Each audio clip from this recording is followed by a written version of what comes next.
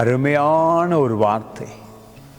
உங்கள் வாழ்க்கையில இந்த வார்த்தையை உங்கள் ஆவியிலே தியானித்து அதன் கருத்தை, அர்த்தத்தை வல்லமையில் உங்களுக்குள்ளே இந்த நாளில் பெற்றுக்கொள்ள முடியும் என்றால், நீங்கள் முகம் கொடுக்கிற அநேக உபத்திரவங்கள், பாடுகள், தரித்திரங்கள், வியாதிகள் மிக இலகுவாக வெளியே வருவீர்கள்.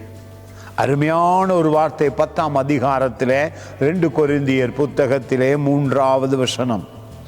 நாங்கள் மாம்சத்தில் நடக்கிறவர்களாய் இருந்தும்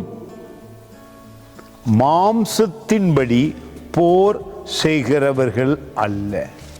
சிந்தியுங்கள். பூமியிலே நாம் வாழ்ந்து கொண்டிருக்கிறோம்.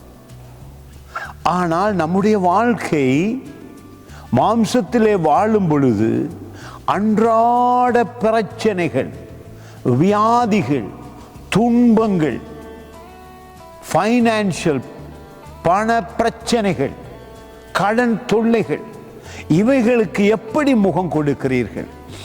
இவைகளை விரட்டத்தக்க, இவைகளை மேற்கொள்ளத்தக்க ஆவிக்குரிய அதிகாரத்தை, ஆவிக்குரிய ஆயுதங்களை கொண்டு நிச்சயம் உங்களுக்கு மேற்கொள்ள முடியும். உங்களுடைய அதிகமான ஆயுதங்கள் மாம்சமாய் இருக்கிறதினாலே சோர்ந்து போகிறீர்கள், உடைந்து போகிறீர்கள், வெற்றியை சுதந்தரிக்க முடியவில்லை.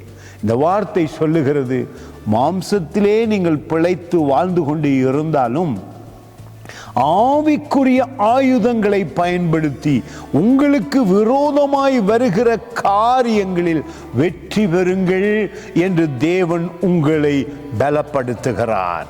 God bless you.